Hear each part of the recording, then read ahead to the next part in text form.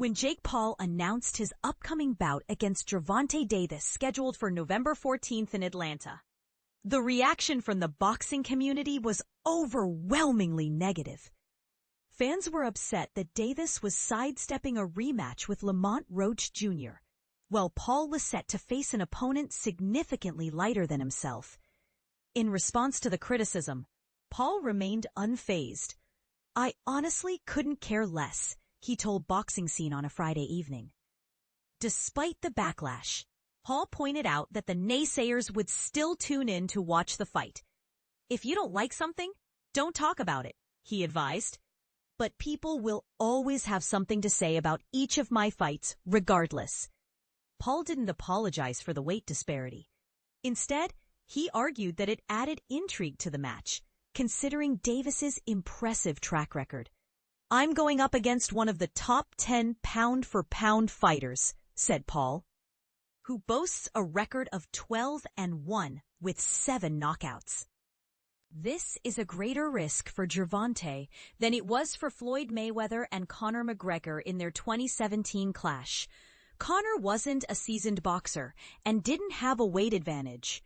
Gervonta is taking a bigger gamble than Floyd, in my view, due to the weight difference. That's what makes this an evenly matched fight. His top 10 pound-for-pound skills and experience, coupled with my weight and height benefits. Though naturally a cruiserweight, Paul has been eyeing a showdown with Davis since 4 years prior, when he was just beginning his professional career. What is it about the Baltimore native that has continuously piqued Paul's interest?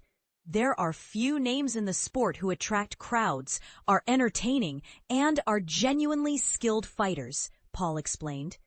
"A match with him has always fascinated me, as I enjoy staging major events and challenging myself.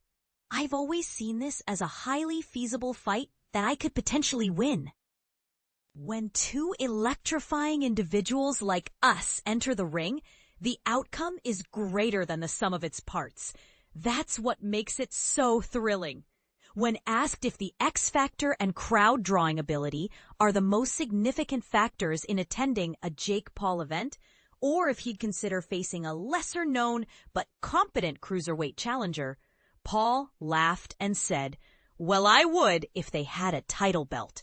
They don't need to be famous if they have a belt, which we're aiming to achieve. However, I'm not in a rush. I'm 28 years old, and I've always been transparent about my career goals. I'll do the exciting big fights and then take on champions, former world champions like Julio Cesar Chavez Jr. And I want Badu Jack. I want to face all these opponents. Time is my only adversary in arranging all these fights, but I'm having a blast, and eventually everyone will have their chance." It appears that fun is the driving force behind Paul's boxing career. There's a sense that he enjoys riling up the boxing establishment and provoking controversy. "Absolutely, man," he agreed when asked if he was merely relishing this unlikely career path. "I adore it, particularly these kinds of fights. They invigorate me. The entertainment aspect, the trolling, the training, the focus, and the opportunity to entertain America. It's something I believe I was destined to do. Regardless of whether you love him or despise him, there's no denying the substantial influence Paul has exerted on the sport, for better or worse. This raises the question, what does his success as a disruptor and the sport's biggest draw, despite not adhering to traditional methods of climbing the ranks, reveal about him and boxing as a whole? I think it speaks volumes about the power of the mind and materializing aspirations into reality," he stated, "but also having innate talent, allowing me to compete with these athletes who've dedicated their entire lives to the sport. I've always been underestimated, and I will continue to defy expectations. I will defeat Gervonta Davis." However, it also highlights that boxing required a shakeup and a fresh approach, which is how I've always perceived it. I use the analogy of boxing being a taxi service and us being Uber. We stage fights that the public genuinely wants to see, and they continue to grow in scale.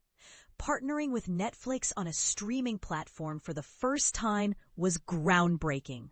And now, everyone is attempting to replicate our success. We're perpetually ahead of the curve and anticipate future trends.